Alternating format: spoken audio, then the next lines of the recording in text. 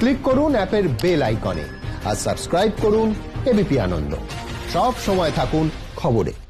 জাতীয় পরিবেশ আদালতের রায় বহাল রইল। রবীন্দ্র সরোবর করা যাবে না ছট পুজো।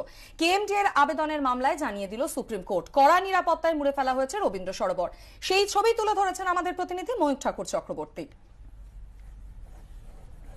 আমরা এই মুহূর্তে রবীন্দ্র সরোবরের মেনকা সিনেমা হলের সামনে যে গেট সেখানে রয়েছে। ক্যামেরা পার্সনকে দেখানোর জন্য বলবো, যে ছবি দেখতে পাওয়া যাচ্ছে এই মুহূর্তে কর্তব্যরত অবস্থায় মেনকা সিনেমা হলের সামনে রবীন্দ্র সরোবরের যে গেট সেখানে পুলিশ আধিকারিকরা রয়েছেন এবং গেটের ঠিক সামনেই বাঁশ দিয়ে ব্যারিকেড করে দেওয়া হয়েছে। ব্যারিকেডের চারিদিকে ফ্লেক্স রয়েছে, যে ফ্লেক্সে সরোবরের তরফ থেকে, কেএমডি এর তরফ থেকে জানানো হয়েছে যে 19 তারিখ থেকে 21 তারিখ পর্যন্ত সরোবর কিন্তু অনির্দিষ্টকালের জন্য বন্ধ থাকবে প্রাতঃভ্রমণকারীদের জন্য।